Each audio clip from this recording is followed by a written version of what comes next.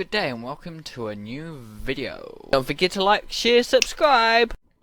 Hello and welcome to Weekly Tips, where I'm going to put some sense in your tip jar. Welcome today.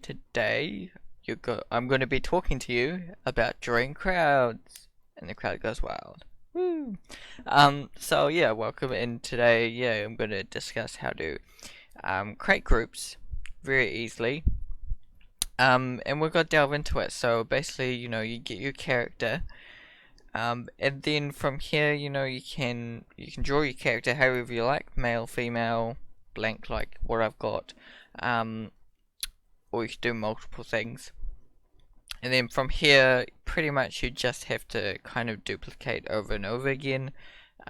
So the simple way I've got it in my first image is that I've got the first 3 duplicated,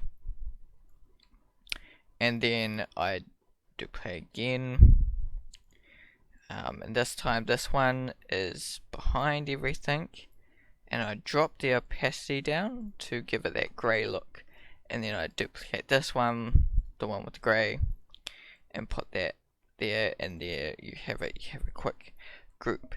Now there's many ways to do this. You can fill up seats, if you want to fill up heaps of seats and things. You get into more complex. You don't want to be sitting there kind of duplicating the first head over and over and over again. There's certain ways you can go about that. You can then, what I can do is get these first 3 that I duplicated, and merge those, and that would be on one layer. And then what I could do is duplicate those again, move them forward, take them to the back, size them down a little to give that depth. They get smaller as they go forward. I can drop the opacity, but that will, when I'm doing more groups, more characters in the group, it will become a little confusing.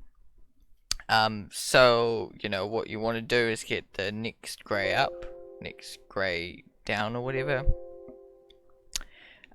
Once I've selected it, get the closest grey down, paint that with the mask tool here, just quickly paint it. So we can tell the difference pretty much, and it should be, usually it's lighter getting further away.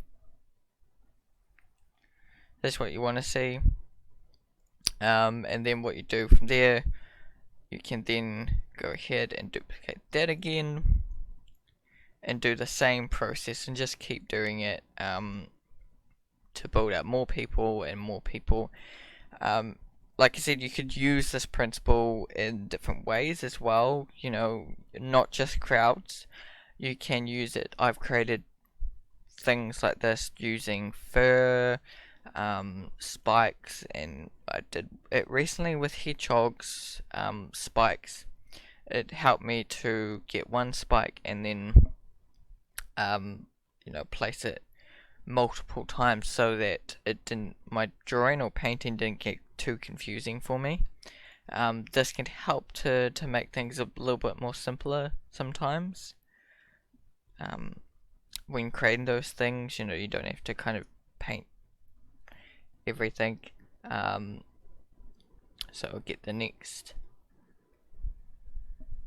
color up, and there you can see the next character. Go in and I can duplicate those again.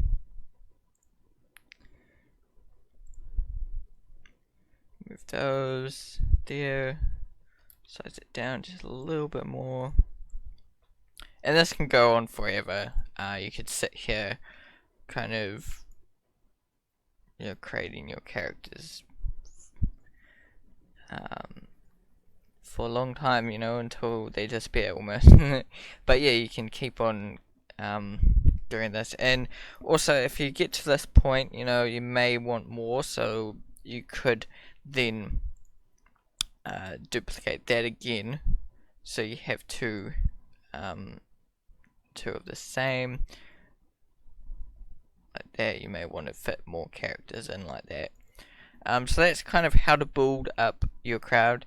Now this can be used in many ways. Like I said, you could also do this for creating pins as well. If you want to create pins like bowling pins that you knock over, you can do the same kind of technique to create that, a crowd of pins.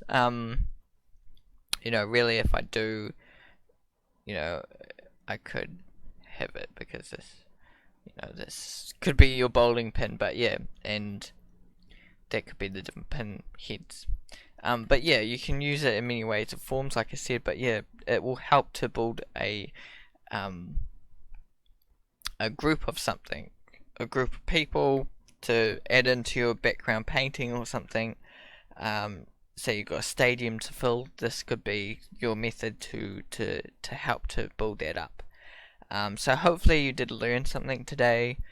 You take this and you start drawing your own crowds. This is an easy method that you only have to draw one character and then you can duplicate it so many times. And from here you can manipulate the different characters as well.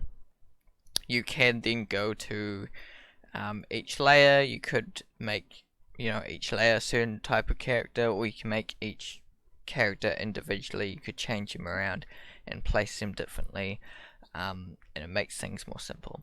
So yeah, thanks for joining me today. Feel free to like, share, subscribe. If you do draw crowds or you have trouble drawing crowds, let me know down below, and hopefully this helped. We'll see you in the next video. Goodbye.